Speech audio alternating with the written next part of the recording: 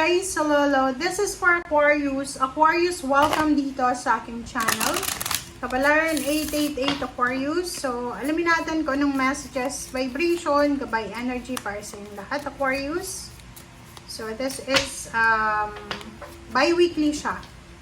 Okay, Aquarius 31-4. Wow, 4 of Pentacles.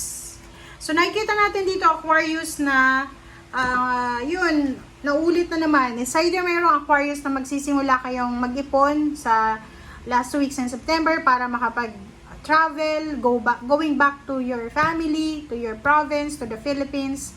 Or maybe meron ditong nagpaplano na magpakasal, magkaanak, magkaroon ng anak, magkaroon ng relasyon, mag-business, or kano pa man. So, please comment down below if you resonated dyan, Aquarius.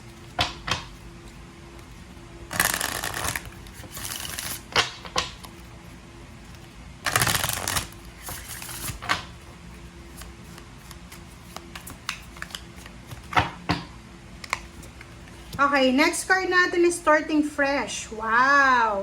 So, yun na nga. This is resonated sa first card na sinasabi na pwedeng may reconciliation, fresh start ng relationship, family, friends, or kung sino man. Maybe you're moving out from relationship, magsisimula ng bago.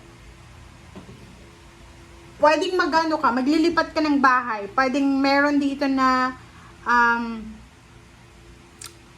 may bagong boyfriend, girlfriend, may bagong asawa. Parang ganon. Isang napagandang pagsisimula ang posibleng darating sa buhay mo simula ngayong last 2 weeks na to ng September. So, ayun na nga, pwedeng bagong relationship na mauwi sa kasal, may buntis, may nanganak na, so parang ganon. So, please comment down below if you resonated dyan, Aquarius.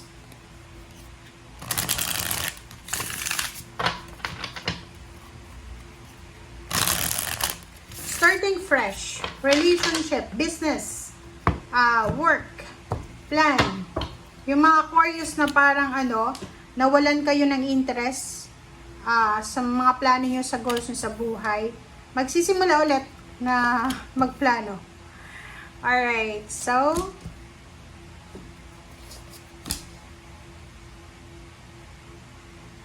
okay, so sa ilalim mo dito is 7 of Coins. This is money, hangman, and 4 of Swords. So sinasabi ng baraha, Aquarius, kung naghihintay ka ng pera, maybe this is lump sum of money.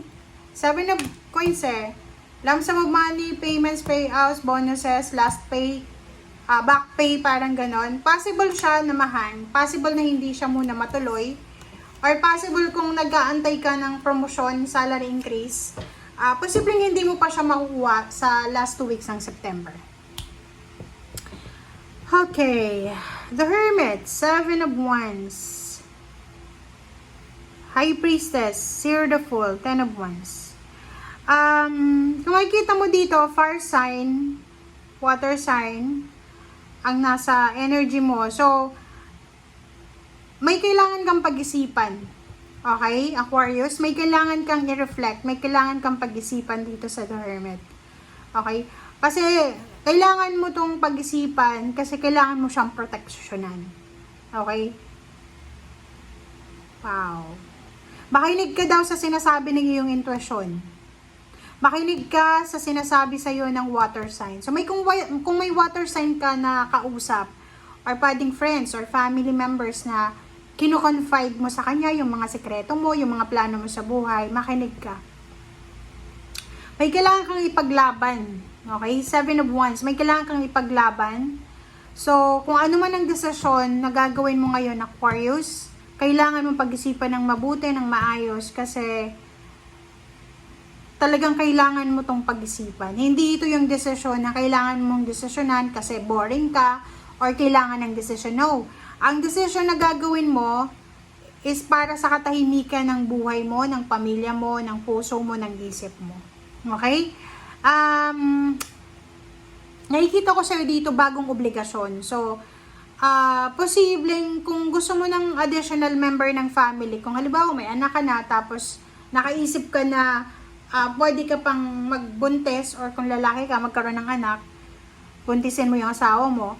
Sinasabi ng baraha sa'yo dito na isipin mong mabuti yung bagong obligations, bagong responsibility na dala-dala na itong plano mong ito. Okay, thank you.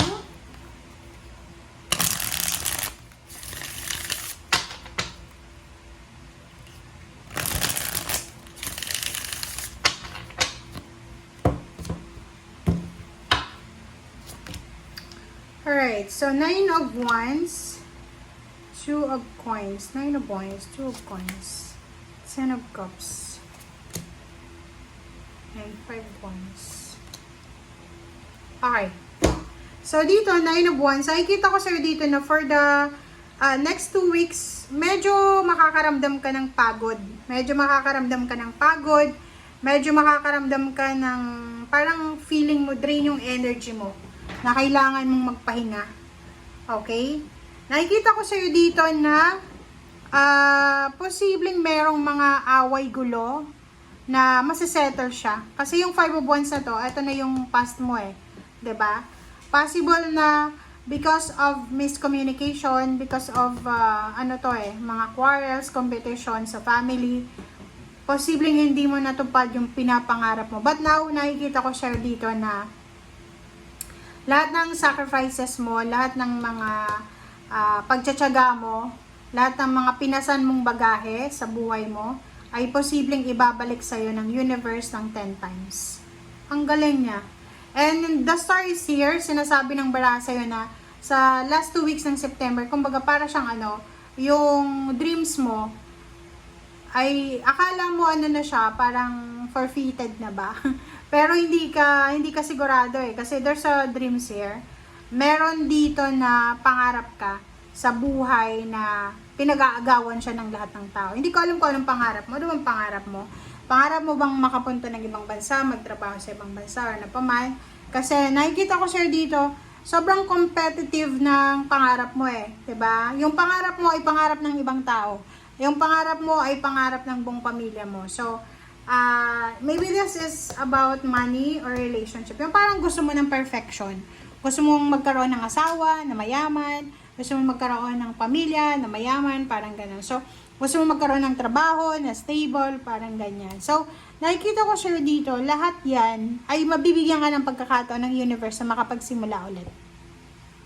Like, halimbawa, hindi ka sinuwerte sa bansang yan, pwede kang lumipat, there's an opportunity na pwedeng ibigay sa yung universe na mabago yung takbo ng iyong tadhana. 'Di ba? So, starting fresh, isang napakagandang pagsisimula sa hanap buhay, trabaho, sa relationship, sa pangarap mo. So, napaka-positive ng mga baraha mo ngayon. Okay? Thank you guys for watching. Bye!